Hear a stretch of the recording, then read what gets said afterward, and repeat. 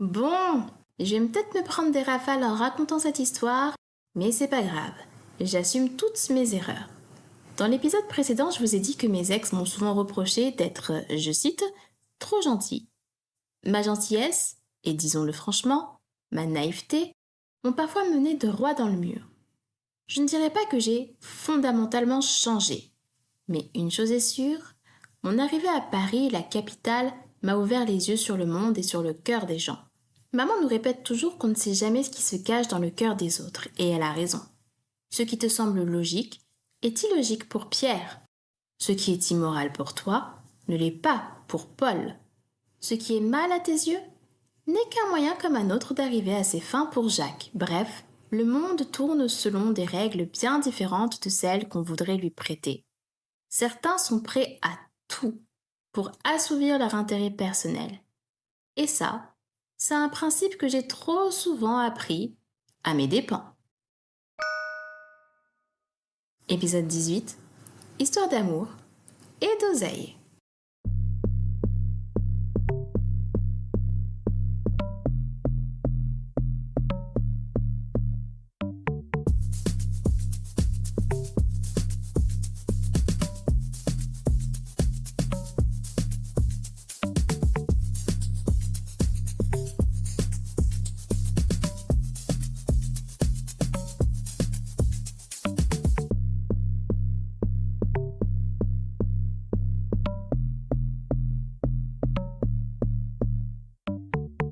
Hey guys! Votre hôte n'a pas changé, c'est toujours Lucrèce, et vous écoutez Destiny Podcast.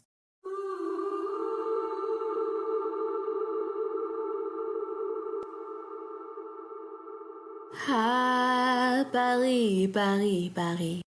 Sa tour Eiffel, son arc de triomphe, son pont des arts.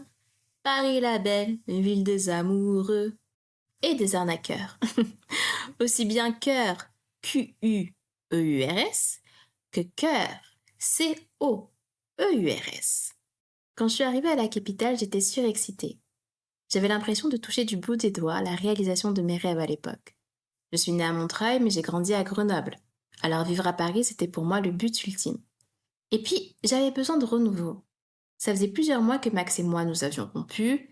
Deux de mes copines avaient quitté le sud pour s'installer à Paris. Il me fallait du neuf.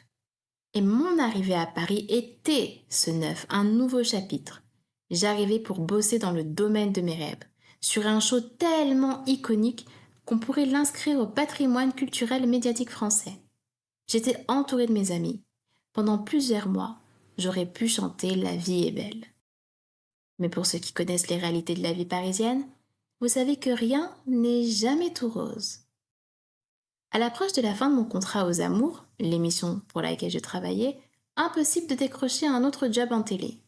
Ajoutez à ça le stress de devoir trouver un appartement, et me voilà sous tension. Un mois avant la fin de mon contrat chez Sony, je trouve un petit studio à Levallois. Je respire. Mais côté boulot, toujours rien.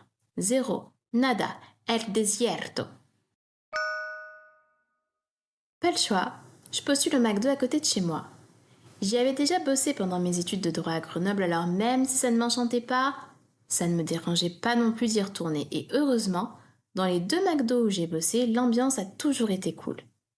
Bref, pendant un mois, la journée je travaille chez Sony dans le cœur de Paris, et le soir, je sers des Big Mac. Un rythme infernal, surtout quand la fin de mon contrat chez Sony arrive et que côté télé, toujours rien. La loose. Je commence à déprimer.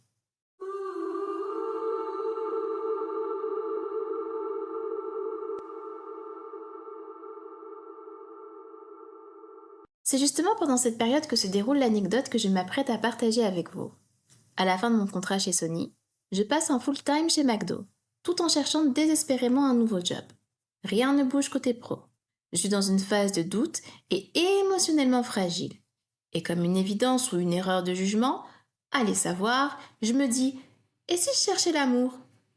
C'était l'époque du boom dans les applications de rencontres. Je me laisse tenter par une certaine appli qui aimait bien jouer avec les fruits. Vous voyez de laquelle je parle. Le concept, tu swipes en fonction du fruit correspondant au type de relation que tu cherches. Et même si j'ai soigneusement, mais genre soigneusement, sélectionné un petit fruit indiquant que je cherchais du sérieux, je tombais parfois sur des demandes vraiment. Mais passons. Un jour, je match avec une bombe atomique, grand, brun, yeux bleus, un mec qui se vend comme posé, sérieux, bosse dans la location de voitures de luxe et cherche une relation stable. Le CV parfait. On discute quelques jours et un soir, alors que je suis en plein service au McDo, il me propose qu'on se voit. Je lui dis que je bosse et que donc c'est mort. Franchement, je sentais la frite, j'avais pas du tout envie de voir quelqu'un. Il insiste. Je peux venir te chercher après ton shift et te ramener chez toi. Sachant que j'habitais à peine à 1 km du resto, je voyais pas trop l'intérêt, mais bon, je me dis, ah, enfin, un homme d'action. Vous savez comme on aime les hommes d'action, nous les filles. J'étais loin d'imaginer le vice caché derrière son insistance. Il vient me chercher, on marche un peu, on discute, tout va bien. Puis, il commence à me parler de ses problèmes d'argent. Il m'invente une histoire. Il a besoin de 500 €, il est en galère, stressé, blablabla, et que je t'emballe. Je l'écoute, mais dans ma tête, c'est clair. Mon gars, hey, je te connais pas. Je lui dis non. Mais il insiste. Et là, dans un élan de gentillesse et de justification dont moi seule est la recette, je lui explique ma propre situation. Je lui dis que je galère aussi, qu'il me reste juste de quoi payer mon loyer, soit 500 € et quelques sur mon compte. Grave erreur. Le mec sans pression me répond « Ah, mais justement si tu me les prêtes, je te les rends dans 2-3 jours. » Pardon ? J'hésite. Il insiste. Je lui répète que c'est tout ce qu'il me reste. Il insiste encore. Et moi, dans mon ancienne naïveté légendaire, mon authenticité et ma gentillesse extrême, je finis par céder. Je lui dis « Je peux pas te donner tout, mais... » je lui passe 450 € sur les 500 que j'avais. Vous la voyez venir la chute ? Ce mec a disparu avec mon argent. J'ai essayé d'appeler l'agence de la supposée entreprise de location de voitures de luxe pour laquelle il disait bosser.